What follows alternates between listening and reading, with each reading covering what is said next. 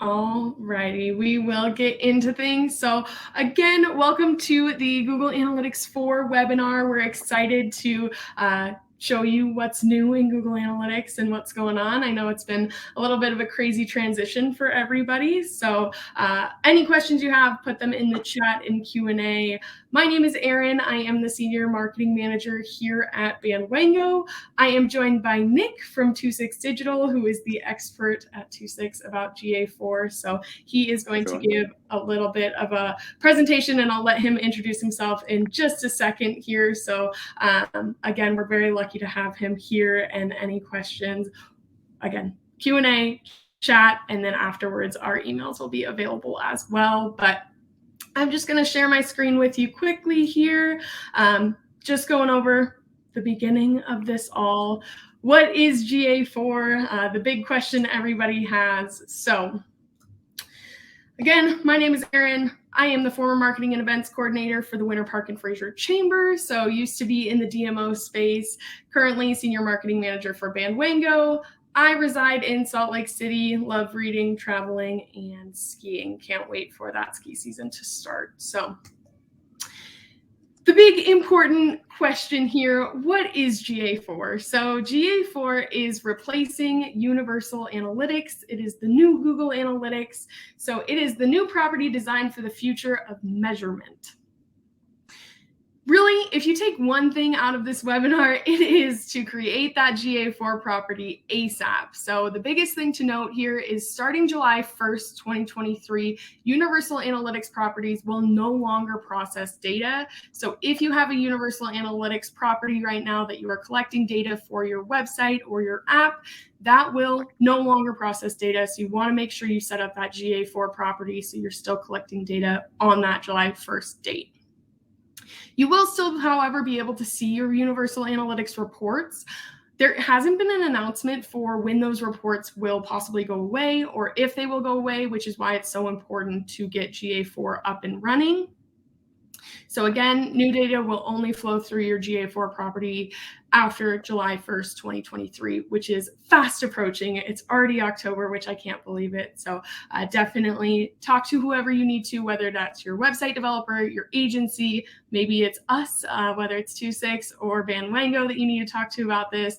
We can definitely help navigate through this. So what does GA4 do? These are just a couple of the bullet points that Google points out, but collects website and app data to better understand the customer journey. It includes privacy controls such as cookieless measurement and behavioral and conversion modeling. So as we may have heard that cookies are going away, Google keeps pushing back that date. Now I think it's the later half of 2024 that they're saying that they're going to remove those cookies from Chrome. So it does keep getting pushed back, but I think the model of GA4 was created so that we still have some analytics after cookies. And then predictive capabilities, offering guidance without complex models. So GA4, you'll notice Google is moving towards a lot of automation. In GA4, you will see a lot of events tracking is automated, but we'll get into the nitty-gritty details throughout this next hour. Couple things that are different before I pass things over to Nick that are super basic. First thing, things look a little bit different, so that user experience is going to be a little bit different in that GA4 property. Again, we'll point out some of those, but definitely encourage you all to get into GA4, poke your head around a little bit, see what's going on there, and we'll get into what's going to be most helpful for you. And then the second thing, your measurement ID. So before, when you were using Universal Analytics, it would say UA-blank, and that would be a variable in your Google Tag Manager. Now that measurement ID is in the format of G dash and then letters and numbers, and that is now a tag in Google Tag Manager. So again, there are people to help you with this if that sounds a little bit foreign, but did want to point out that that measurement ID is a little bit different for GA4. But with that being said, I am going to pass things over to Nick here, and he's going to get into what he has for you. Thanks, Erin. Yeah, as Erin just mentioned, I'm Nick Danowski. I've been in digital marketing almost a decade now. in tourism specifically for over 4 years. I'm the lead content strategist at 26 Digital, which means basically one of my main jobs is audits, and that's a huge stock, and that gives clients good, better, best view of their digital marketing. I also work on social and web campaigns, as well as paid search, and some coaching on the side. So I wear a lot of hats, but I'm I would say the head tech troubleshooter and tracking specialist, and that is why I'm here today talking to you. You can think of me as that one guy in the office that you come to with computer problems, and I fix it if I can. Most of the time I am just telling you to turn it off and on again, because that helps most of the time. Some fun facts about me. I'm a retired DJ, which I did for about 7 years, excuse me, so I couldn't stay up until 2 a.m. anymore. I'm also a wannabe carpenter. I have a wood shop in my basement, and because squirrels are demons in my area, we had to make, my most recent project was a enclosed vegetable garden. So we finally were able to get some tomatoes and zucchini and cucumbers without them all being eaten half to death. But the biggest thing right now, we just got a new puppy. She's 4 months old. That's her right here, chewing with my older dog, who's about 6. They get along so well. And she is a bit of a menace, but adorable. And that almost makes up for waking up at 4 a.m. every night to take her outside. So what is 26 Digital? We mentioned that a few times. It's a completely digital agency focused on tourism and hospitality. Our office is in Brighton, which is about 50 miles west of Detroit, Michigan. And we have about 40 years of experience combined. So lots of knowledge on the table there. And we work with clients from all across the US, from like Texas to Michigan's UP, California to Pennsylvania, and everywhere in between. Just a few of those logos there. But enough about me and 26 Digital. Let's get started with GA4. So Aaron told you why it's needed. It's going away. It's not going to collect data after July 1st, 2023. So what I'm going to do is tell you how to use it basically right away. And I'm going to avoid all that stuff that really can drag you down with it. So we're going to stick really basic. We're going to start with 3 simple building blocks to help you learn the fundamentals here. So our foundation is going to be where to start, and that's going to be traffic acquisition, where to look in that. And we're going to go to source medium. And you might have heard of source medium before, but that's going to go over different types of traffic. And then we're going to go over what it means. And that is the metrics, which gives us a basic analysis and tells us maybe how good these different types of traffic are. And that last section, metrics, is going to be the biggest one, because it is, there are a lot of nuances and some differences from what we're used to with universal analytics. So like I already mentioned, I'm going to stay as basic as possible. I'm going to stay out of the weeds. I'm going to avoid the complicated stuff at all costs. I'm not going to tell you, oh, there's maybe a 1 second timeout or something like that. I'm going to use examples so you can actually learn something and not be overwhelmed, because when you first look at it, it looks fancy. It looks totally different, right? And it is fairly confusing. What I get a lot now is, I'm taking classes, I'm still learning. I find a lot of people just open it up and then make this face because they don't even know what to start. And there's a lot there, but I'm going to let you in on a little secret. 90% of the things here are not important, and you're never going to use them.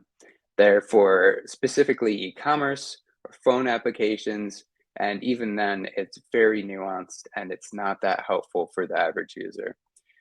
Google tried to make it flow, make it easier to use, but they actually ended up making it look way more complex. Luckily, I'm here to tell you it's a lot less complicated than it looks once you know some basics. And if you follow along, you can easily learn those that are relevant to you. So let's dive in.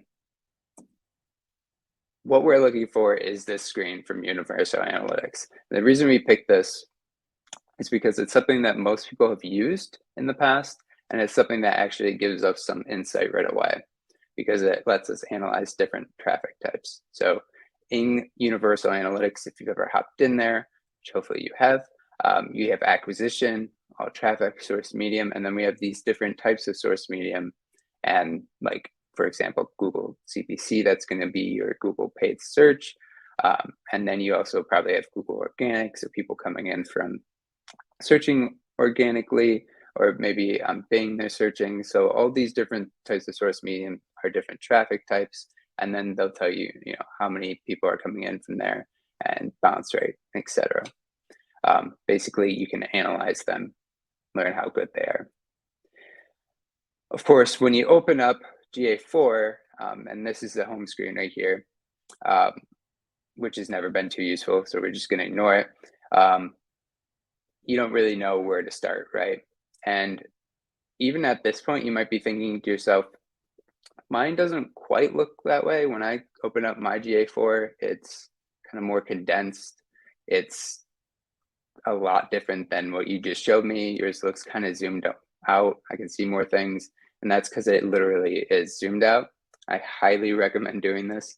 If you're on Chrome, hop up to that menu option, and this is going to be almost any web browser. So if you're on Safari, Firefox, a Windows browser, if you go up to view, zoom out, click that 1 or 2 times, and then you'll actually be able to see stuff in GA4. And I would go to about 75 to 80%. You can also use shortcuts on most. So on Windows, that's Control and minus. On Mac, that's Command and minus. Just zoom out right away so you can actually see more things without it being all overwhelming and in your face. So like I said, we're going after that source medium. So let's see the steps to get there.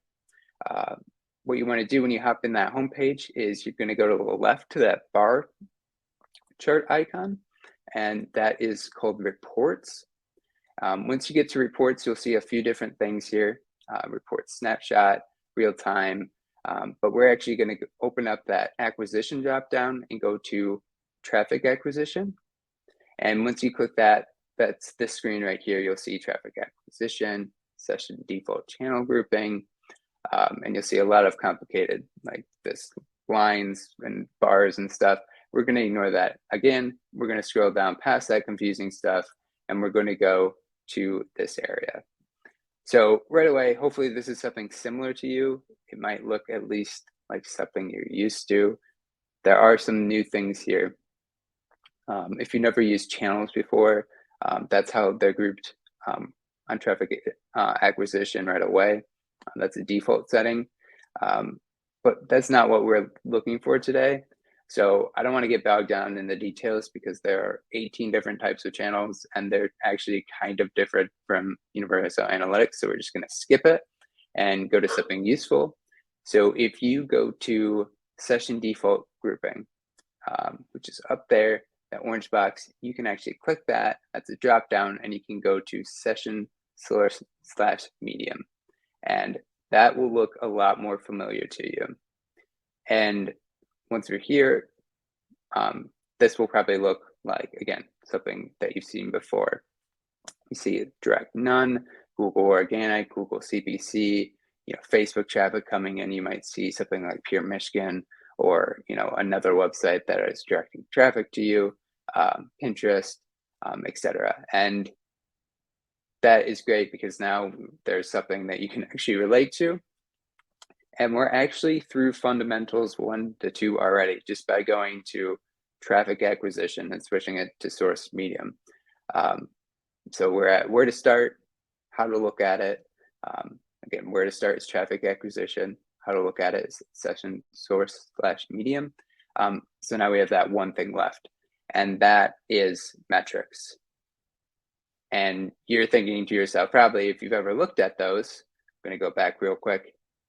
You have no idea what they mean. Like average engagement time per session, what does that mean, right? Well, that's exactly what we're going to go over. And like I said, this is going to be the biggest section. And we're going to compare the differences between them and also how they relate to each other, the Universal Analytics metrics and the Google Analytics 4 metrics.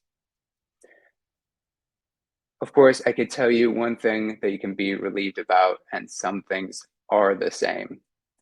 And that's going to be very useful, especially for a building block of moving forward. But without going, some people might not even have looked at universal analytics, so I am going to go over some basics that also relate, that are also the same between universal analytics and GA4. So it'll be both useful for beginners and people looking to get a head start on GA4. So let's take an example.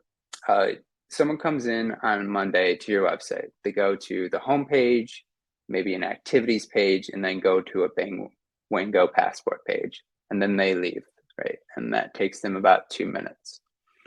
That same user, that same person comes back on Wednesday. They go to the home page, events, and they, again, leave the website after about 1 minute.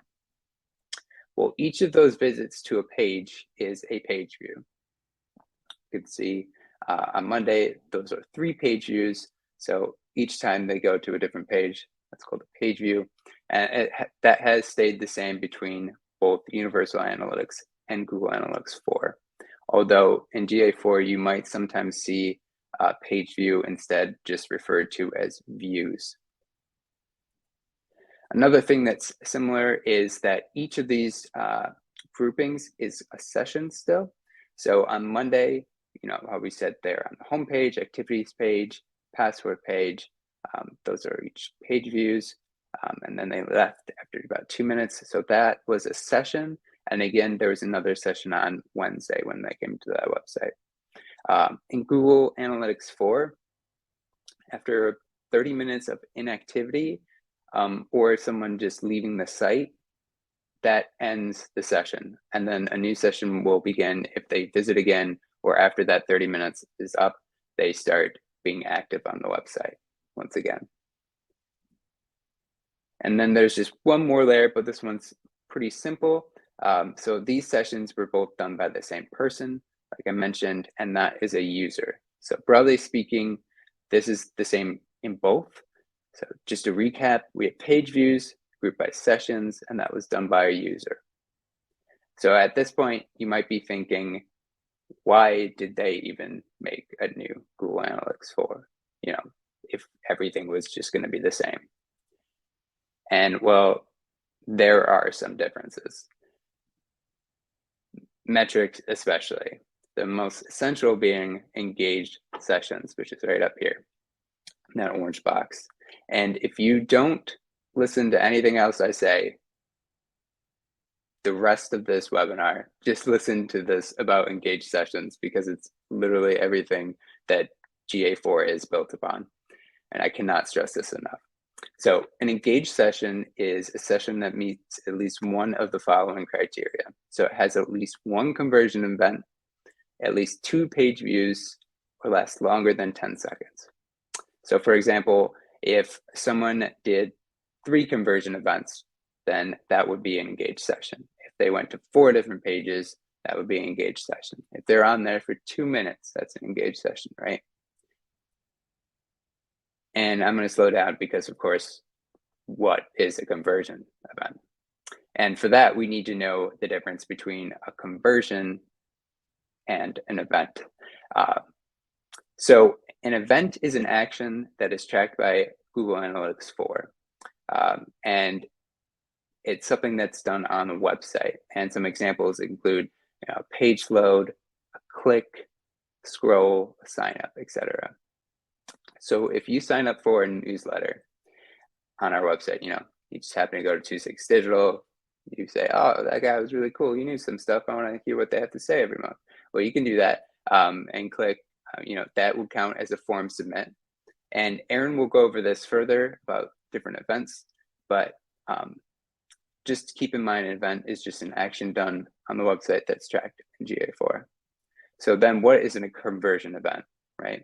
Well, it's actually really similar. So event, like I said, is something tracked by GA4, and a conversion event is also tracked by GA4. It's just an action done on the website. But the difference is that only conversion events count towards engaged sessions. So there's going to be events on your website that are being tracked, but they don't count towards that engaged session.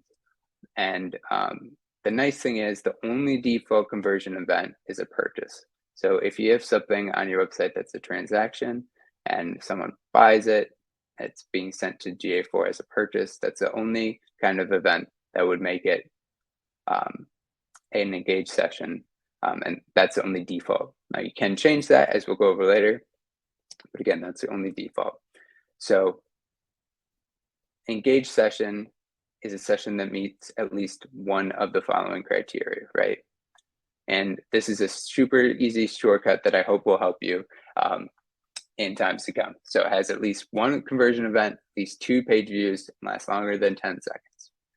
As I mentioned before, it's very important to remember this. So just think 1 to 10. So 1 conversion event, 2 page views, will last longer than 10 seconds. You know, if you want to scribble that down, feel free to. I don't have a copyright on it, but again, that will help you. So what's difficult about that, right? 1 to 10, simple. Well, let's get into it and all those different nuances. So we had that example for Monday, but instead of 2 minutes, let's say they were only on the website for 8 seconds. Is that an engaged session? Well, we don't have a conversion event, right? We do have more than 2 page views, or at least 2 page views, because we have 3 here, and it doesn't last longer than 10 seconds. So is that engaged session?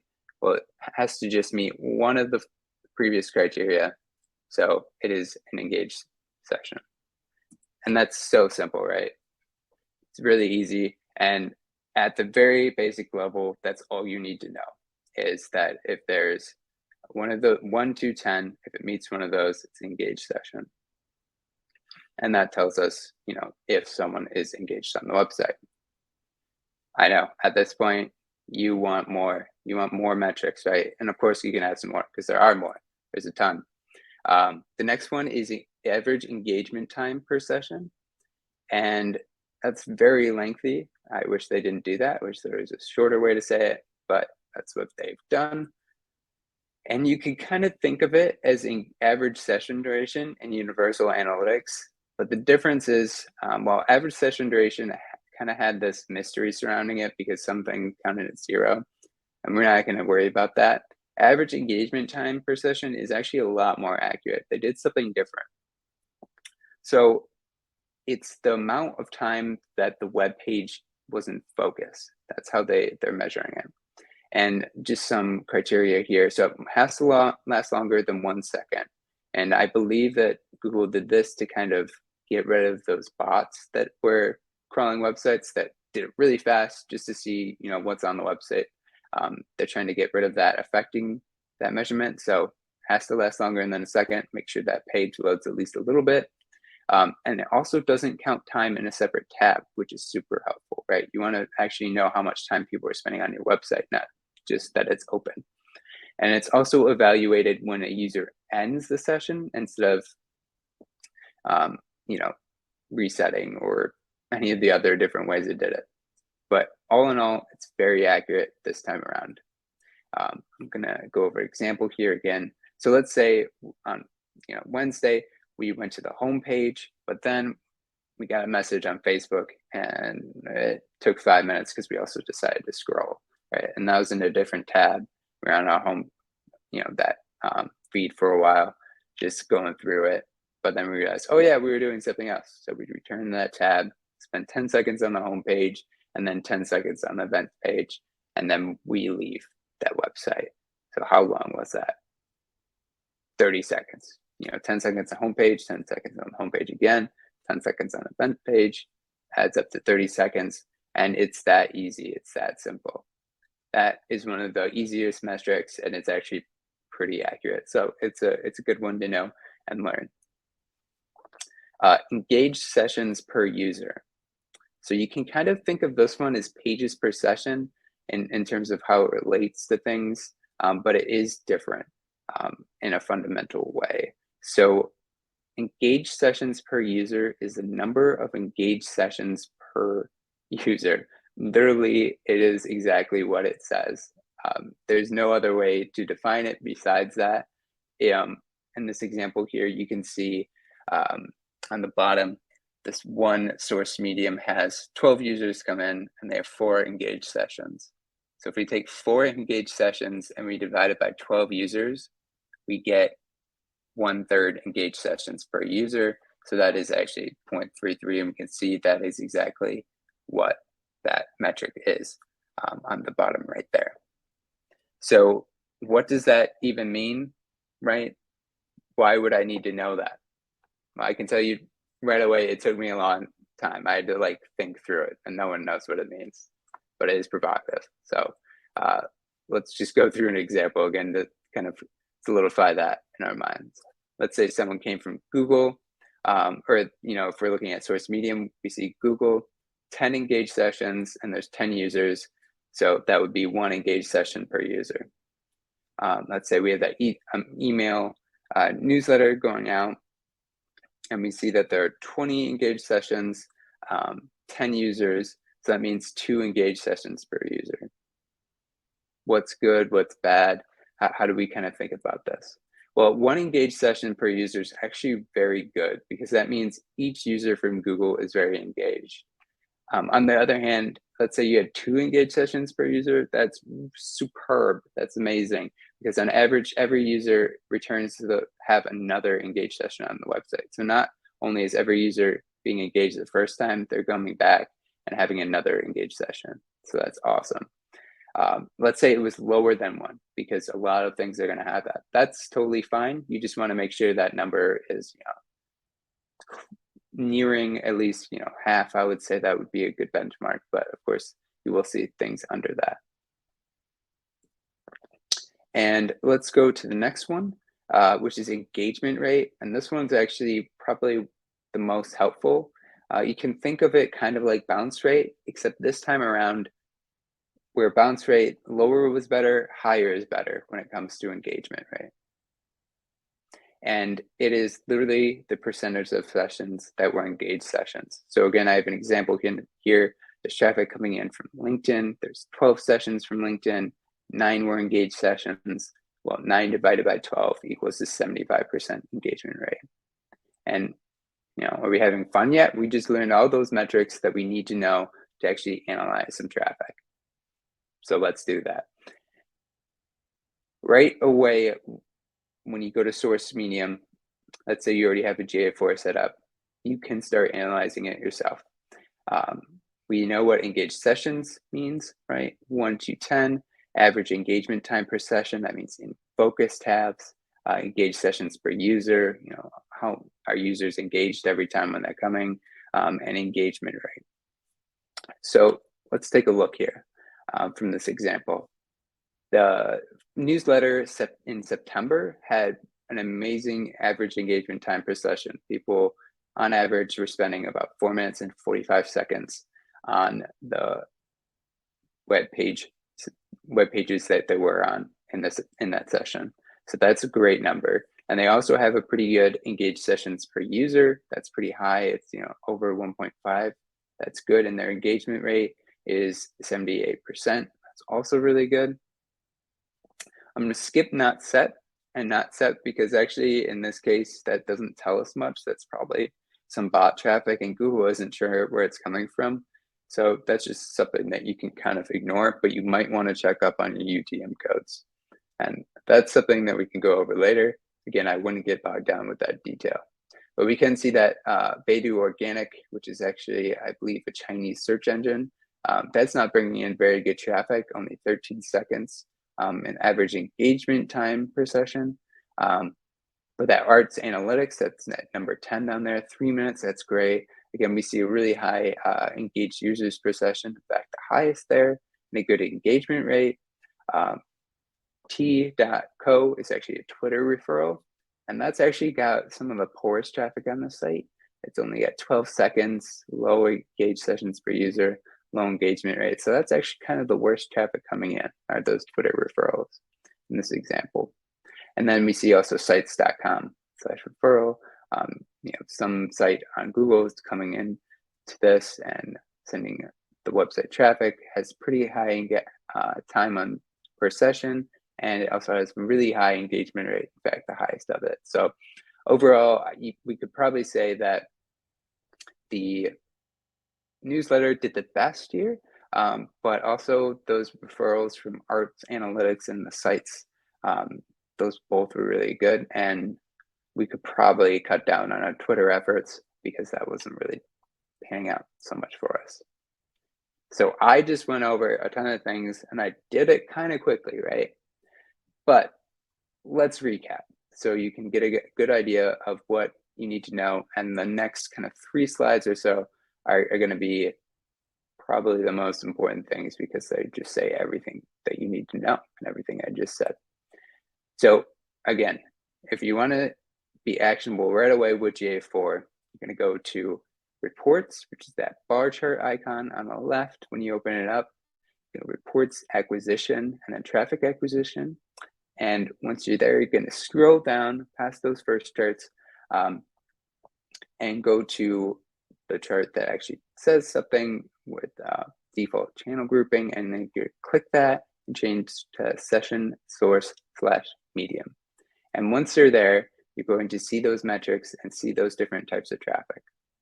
Again, those different metrics are engaged sessions, and you can think of that as 1 to 10, 1 conversion over at least 2 page views or more, and 10 plus seconds on the website. That makes an engaged session. Average engagement time per session, basically time on the tab, counts time in focus, and that has to be over 1 second. And then engaged sessions per user, are they coming back for more? And quick shortcut there would be if it is 1, then every user is engaged and having an engaged session. And engagement rate, basically how active are they on the website, and bigger is better in that case. And most useful in general is just engagement rate, because that tells you the percentage of sessions that are engaged. How active are people on the website? So if you go there, just check out the engagement rate and you'll be able to see what your different types of traffic are and how they're doing.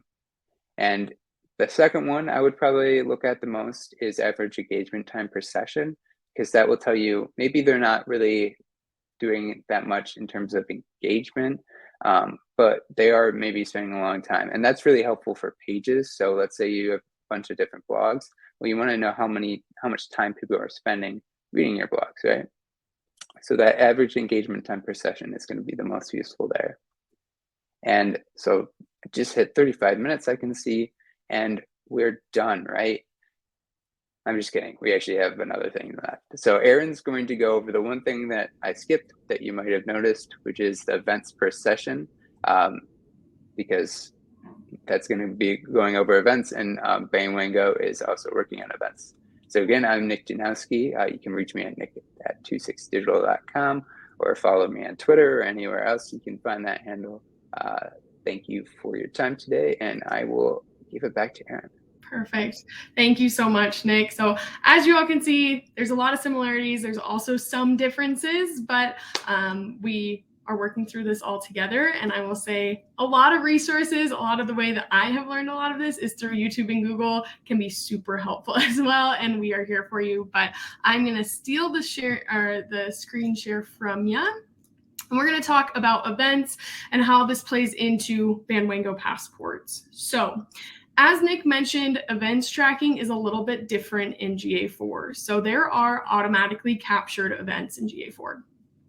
This list is just a few of them. There is a multitude of events that are tracked automatically in GA4. You are able to update these, and we'll talk about that in the next slide. But let's say you wanted the scroll to be updated from what it's tracked automatically. I believe it's 90%. Maybe you want that scroll depth to be 50% when that fires. You are able to fix those, but that is something that you definitely want to educate yourself on when you create your GA4 property or your agency or your web developer, whoever's helping you through this. You'll definitely want to set those goals up because if you just set it and send it, then it will track just what Google sets forth. So we will be able to send you out these decks afterwards, or we'll get Nick to send one too. But on this one, you'll see that there's a link on here to a Google article that has all of those events that are automatically tracked. So as I mentioned, How are these automatically tracked? It's called enhanced measurement. So this is the automatized GA4 language here. So this is available when you log into your GA4 property.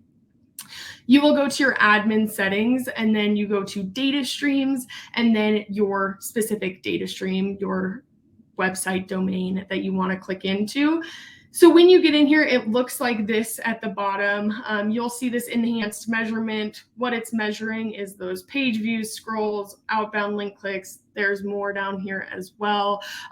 This is how you're able to edit those to fit your organization's goals. So definitely recommend going into your admin settings. There's a few other settings in there. For example, you can change automatically. GA4 only tracks like 2 months worth of data. You can change that to 14 months, which is definitely something that we recommend. So you can go back a little bit further than that, just that 2-month mark. But with these events, so as Nick mentioned, there are events and now there are conversions in GA4, and there is a big difference in both of those. So on those reports, you'll see that events tab or section of your reports, and it looks like you're having a ton of events on those landing pages, which in GA4 language you are, because that is including everything from clicks to how long they're staying on the page to scroll depth. So all of those are considered events.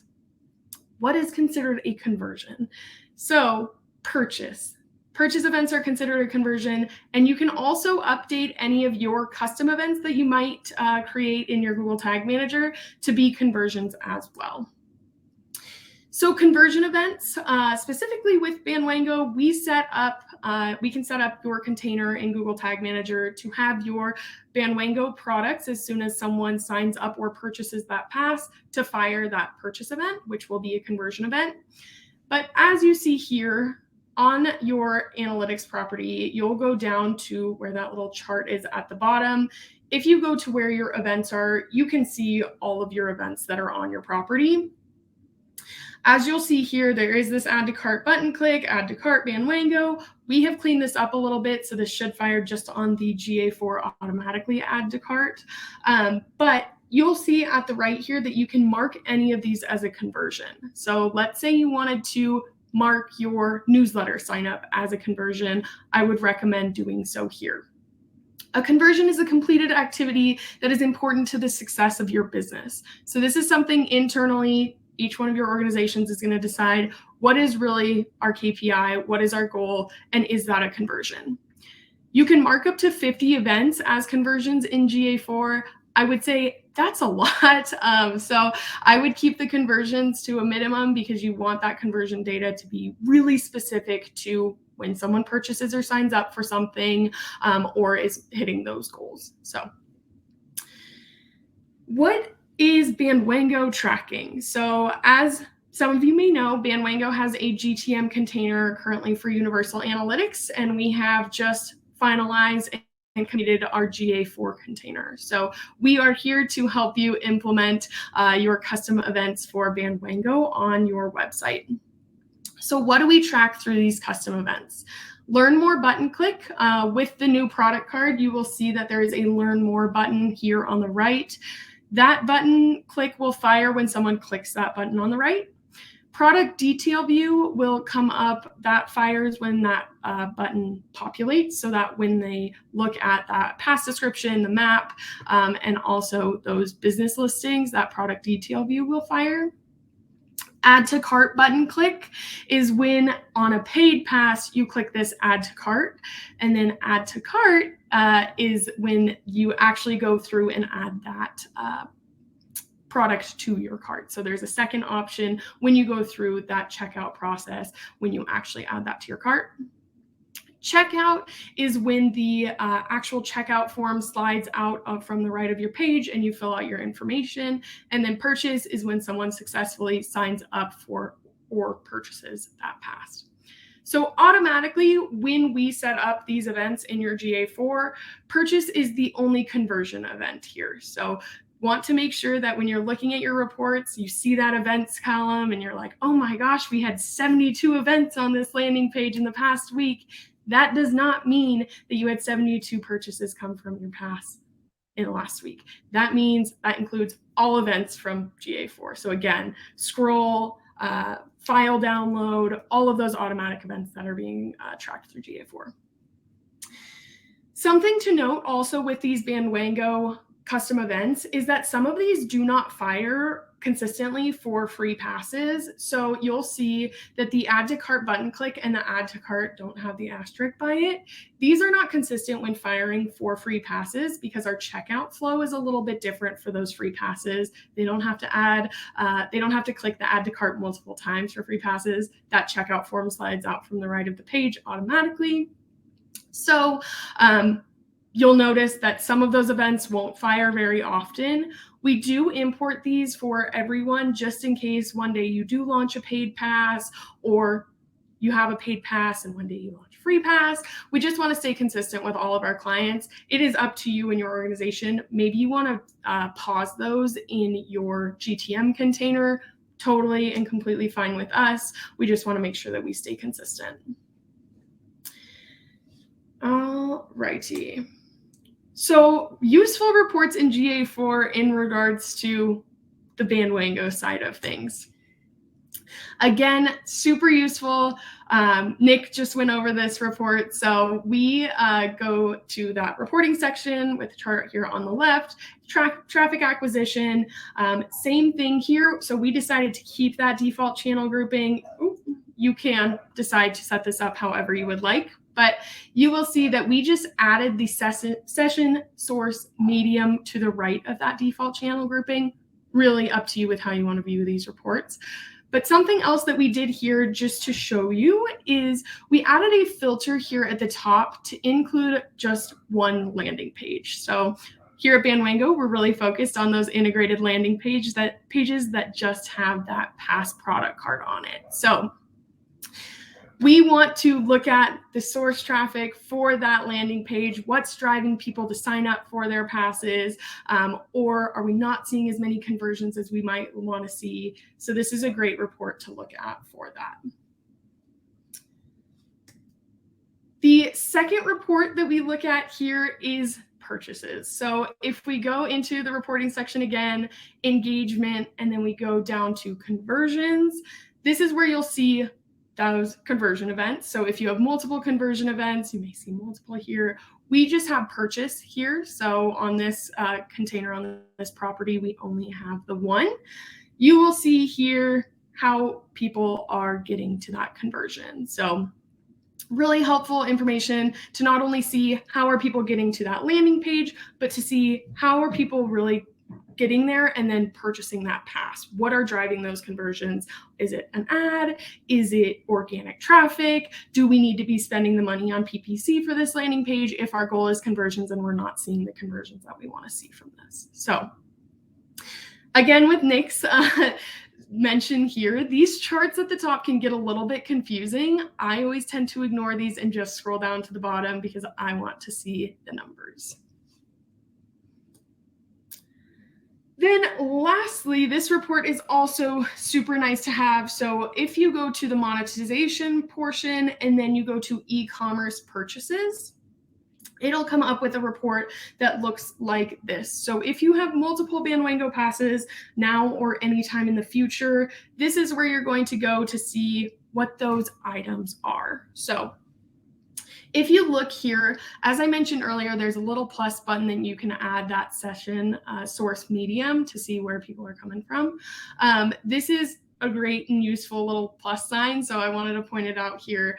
And when you populate it, it looks like this. So this is an example from the Bandwango website. You'll see that the names of these items are our demo tasting passes, demo savings passes, all of those. But something I want to point out here is you'll see e-commerce purchases. So those are people that have successfully signed up for their passes. And then when you look at add to carts, this is going to be helpful if you want to assess those abandoned cart rates. Now, if you have a free pass, this is not going to be great data. So don't worry. We don't want you to stress if your abandoned cart rate is crazy because those add to cart triggers or tags don't fire consistently for free passes. So this is really for those paid passes. Moving to the left here, sorry to be confusing and move to the left, but this item view, this is also a little bit strange for Bandwango passes because the item view is that product detail view when someone clicks that learn more button. So that doesn't need to occur for someone to purchase their pass. So you might see that this, which you do see here, that item view is less than the purchase amount. So that's not typical for these reporting. And if you have different e-commerce on your site, then this will be different looking data. But just want to point out that that item view is only if they click that learn more button and they are looking at that pass description and merchants on that pass. Now, Nick definitely touched on this engagement rate and how helpful this is. I just want to point out, just because we have talked about bounce rate a lot in the past with Universal Analytics and where we like to see our clients stay within that bounce rate for their integrated pages. So as Nick mentioned, bounce rate is really now engagement rates, but these are two very different metrics. So when we are talking in our marketing meetings, our language is now switching, so it shouldn't be too confusing. But if you have an old marketing deck from Bandwango and it talks about bounce rate, I want you to ignore those benchmark numbers now because, as Nick mentioned, it's sort of the opposite. So bounce rates, we wanted to keep low. Engagement rates, we want to see high now. So what is a user being engaged? I hope this is all ingrained in your brain now, but in GA4, a user is engaged if they stay 10 or more seconds on a page, visit two or more pages, and then or drives a conversion. Something to note, if you want that number for 10 or more to be higher, you can update that, but we don't want to get into that today because we want to keep it basic. But if you and your organizations decide that you want someone to be engaged if they stay 30 seconds on your page, that is something that can be updated. If this criteria was not met, then that means that they bounced. So what is bounce rate? It's 100 minus engagement rate equals the bounce rate.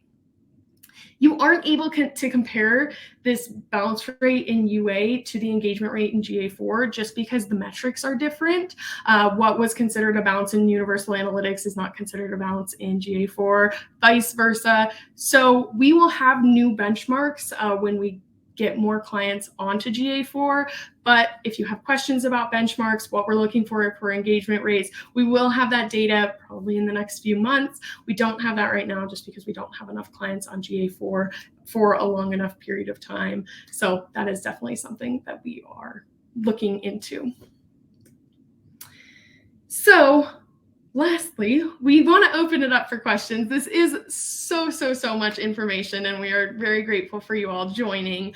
And Nick, was there anything that you wanted to add as well after my little spiel there? I don't think I have anything to add. Just make sure that you're, when you do hop in GA4, you're going to reports and you're just investigating it a little bit yourself. Now that you've got a handle on some of the metrics, hopefully it'll be a little bit easier to understand. And again, it just looks complicated, so don't be overwhelmed or put off by that. Just, give it a try. Just click through a little bit. And if you have any questions, of course, we're definitely here to help. Yeah, absolutely. And a little sneak peek for those Bandwango clients as well. We are currently building out custom reports in Google Analytics and GA4. You will have to be on a GA4 property to get these reports, but this is something that we're currently building out in Data Studio or Looker Studio, I guess it is now. That will be easy for us to send and easy to read as well. So be on the lookout for that. It looks like. Will reports be able to export to PDF or Excel like we can in Universal Analytics? That's a great question. Nick, do you know? Oh. I believe that there is a way to export. I would say that. I mean, off the top of my head, I actually can't remember how to do that. I know. So share this report. Yeah. I don't see it off, like right off the bat. So we might have to get back to you on that one. If anyone has another question, I will be looking that up in the background. I'm going to answer Doug's question. So what's the process for getting Bandwango events added to our GA4 property? You will reach out to either me directly or your CSS, who will get in touch with me and our marketing coordinator, Emma, who's amazing. And I will be configuring GA4 events in your property. And if you would like for us to be on a call when we configure those, just to make sure everything is correct, we can absolutely do that as well. Totally up to you, but we can also just configure it for you and let you know when it's done. And so there is a way to export. You just actually, now you click share this report, and so it's might just want to share my screen real quick so you guys can see how to do that. And here it is.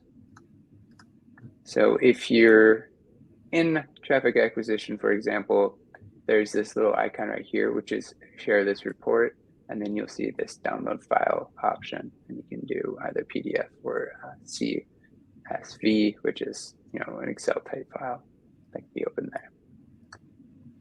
Awesome. Perfect. Do we have any other questions? Again, I know that was a lot of information, and you will all get the recording after this, as well as we will get some of these slides uploaded as well, so you can see those as well. Anything else? Awesome. Well, I appreciate you all coming today. And of course, the two things we want you to remember: one, create that GA4 property ASAP. And two, we hope you understand what an engaged session is now, because you're going to be seeing that a lot in your reporting in GA4. So no other questions, then we appreciate you all coming. And again, you'll be getting this recording shortly in your email. So we hope you have a great day. Yeah, thanks for coming, everyone. And if you need help, definitely don't hesitate to reach out to either of us. And 26 Digital is available, of course, for coaching. My email address is nick@26digital. And we also have Aaron's, which you can tell them your email to. I believe it's just Aaron@Bandwango. So Aaron@bandwango.com. Is there anything? Perfect. All right. Have a great day, everybody.